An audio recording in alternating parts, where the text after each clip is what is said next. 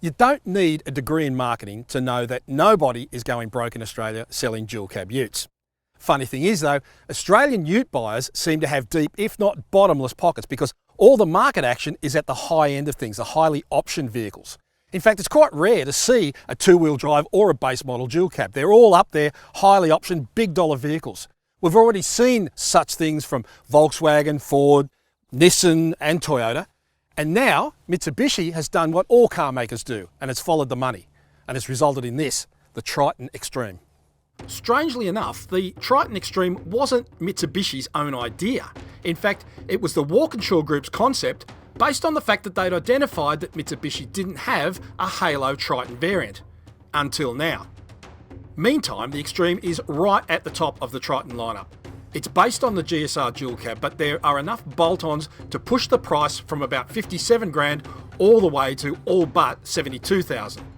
That puts it right in the thick of things with its competition, which is pretty bold on Mitsubishi's part. As well as the high-end adventure editions, which we'll get to, that price is partly justified by things like digital radio, Bluetooth connectivity, LED headlights, keyless entry and start, and dual zone climate control. By leaving Walkinshaw to the nitty-gritty engineering stuff, Mitsubishi could keep churning out Outlanders and Pajero Sports through its dealerships, while Walkinshaw nutted out the Xtreme package, which includes wheel arch flares, badging and decals, bash plates, an LED light bar, 18-inch wheels and tyres with more offset for a deeper dish, and a sports bar in the tray. The real magic though happens under each wheel arch, where Adelaide-based Supershock was called in to specify a set of dampers with remote reservoirs and a broader operating window. The shocks are aimed at giving the Triton the sort of sand dune leaping and rough road performance we associate with these suburban monster trucks, which must impress the hell out of the school crossing supervisor. Perhaps the biggest hurdle facing the Triton as a workhorse is that it can't tow quite as much as its main competition. While the rank and file dual cabs can routinely deal with 3.5 tonnes on the tow bar, the Triton is limited to 3.1 tonne. This will bother some, others not so much.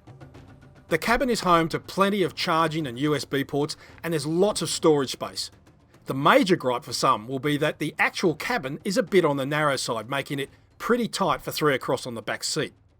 On the plus side though, the Triton gets a reach and height adjustable steering column, not something all the other dual cabs can boast. Now, you can make up your own mind about how the Triton looks, but under the bonnet there's been a fairly conservative approach taken, as in, if it ain't broke, don't fix it. So, this car gets exactly the same running gear as the Triton GSR on which it's based. That means 2.4 litre 4-cylinder turbo diesel, 133 kilowatts of power, 430 newton metres of torque, and a 6-speed automatic transmission. It also gets Mitsubishi's Super Select system, which allows you to switch from 2 to 4-wheel drive on the fly, and has plenty of options for the driver depending on conditions. It's a familiar but solid package. So the big engineering change with this car is, of course, the dampers. Everything else is tinsel, really. Now, these dampers are, from what I can gather, about 30% stiffer than the standard ones in the GSR. So the car should ride more firmly, and maybe it does to a certain extent, but what it's done is, instead of making the ride harsher, it's made the ride more controlled, where the standard GSR can sometimes feel a bit skatey and a bit jiggly on rough surfaces. This car, particularly at the rear end, is more planted. It's comfier as a result, and it will make a better road car for sure, which, let's face it, is where these vehicles spend 99% of their time anyway. The other thing, of course, that people think about turbo diesel utes is that they're not very fast. Well, in a sense, this is a fast car in a straight line, and it's got plenty of when you need it. The 6-speed automatic is your friend here. It's got enough smarts to know when to shift and when to hang onto a gear and use the torque. And there's a little bit of diesel noise from the engine, but it's not too bad. It's certainly no worse than a lot of vehicles. It's not as good as the really high-end V6s from some manufacturers, but if you'd never driven one before and you think diesels are all about tractors and heavy trucks, think again. They're a lot better these days, and they'd want to be. The way they're dominating the market, there must be something going on. Okay, so let's try some off-road. I mean, I know this thing is sported up and tizzied up for the weekend warriors, but it's still got to be able to go off-road. Let's face it, it's a 4-wheel drive. It should work. Now, what I've done is select 4-wheel drive low range, and I've locked in the centre diff. But the beauty of this Super Select system is that it also lets you have a rear diff lock engaged, even if you're in high range four-wheel drive, and not all of them do that. But where I am at the minute is in the middle of a forest, and it's been wet, so there's a few bog holes. This thing is doing it pretty easy. There's some big potholes. Wheel articulation's a bit of an issue in terrain like this, and really, because the vehicle hasn't been jacked up, the ramp over angles and the wheel articulation hasn't really been changed. The big difference, of course, is the shocks, which are about 30% stiffer, which doesn't always play nice off-road. But I guess the big advantage with this vehicle in terrain like this is that it's got those BF Goodrich ATR tyres, which have a pretty aggressive tread. And that, probably as much as anything, is what gives this vehicle any sort of edge over a standard Triton. So the question then is, well, why not just get a standard Triton and put a set of these tyres on it? Yeah, you could do that. Yeah, you can actually feel that it is stiffer. The ride is stiffer, dropping into those little holes there. That's going to work better on road, obviously.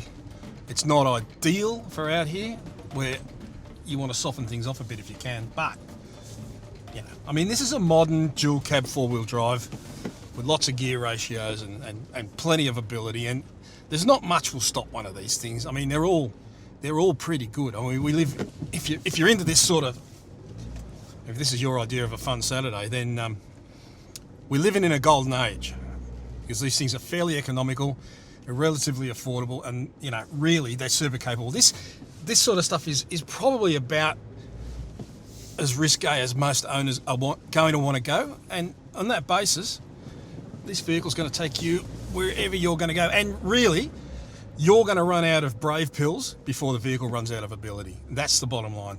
The only thing I would add to this truck, if I was going to use it off-road a lot, would be a snorkel. Now, that's not exactly the point of this vehicle, but I would put a snorkel on it, and I think probably the reason it hasn't got one is because it would have required recalibrating the whole intake system, and really that would be an expense that most buyers could do without. So, does it go off-road? It sure does. Mitsubishi claims a combined fuel consumption figure of 8.6 litres per 100 kilometres for the Xtreme, which is no surprise, as that's exactly the same number recorded by the mechanically identical Triton GSR. Combined with a 75 litre tank, that's plenty of range, but as is often the case, that official figure is not exactly what you'll see in the real world. In fact, experience on our part suggests that you'll be using closer to 9 or 10 litres per 100 kilometres on the highway. The Triton Xtreme includes the latest driver aids, including autonomous emergency braking, which can also spot pedestrians. There's lane keep assistance and warning, blind spot warning, and rear cross traffic alert too. The Triton also gets what Mitsubishi calls ultrasonic misacceleration mitigation. Other than the slightly Trumpian misacceleration thing, this is a good idea, as it uses logic to detect whether the driver has selected drive when they really wanted reverse, and vice versa. It doesn't stop pedal error, but it's a good start. Although the modifications to this vehicle haven't been engineered or fitted by Mitsubishi in-house, the Triton Xtreme still carries the full factory warranty of 10 years or 200,000 kilometres, provided you've had the vehicle serviced at a factory authorised dealership or workshop. Capped price servicing is available for the first 10 years, with individual services costing between $499 and $999. Service intervals are every 12 months or 15,000 kilometres. And for the full specification on this vehicle, check out the written review at carsguide.com.au. So, bottom line, where does the Xtreme treatment leave the Triton brand? Well, it's taken it to the next level. This is the best Triton by far, and largely that's down to the damper technology. It has made a difference. It has made a big difference. The problem with this car is that at 72 grand, give or take a steak sandwich, and that's a plain steak sandwich, not one with a lot, it's right in the thick of the competition price-wise. In fact, it's a little bit more expensive than some of its logical competitors. And the Mitsubishi Triton franchise doesn't necessarily have the brand recognition or the consumer confidence that some of the others do. Not that it's an unreliable vehicle, it just doesn't have that cachet that some of the dual cabs do, some of the brands. Eventually, car manufacturers may stop throwing money at cars like this, but I can't see that happening, not while ever they're selling them at the rate they are. In fact, car companies can't get these things out of the crates and onto the dealership fast enough. And that means that, good though this vehicle is, maybe it's just the next step and there's more good things to come. We'll see.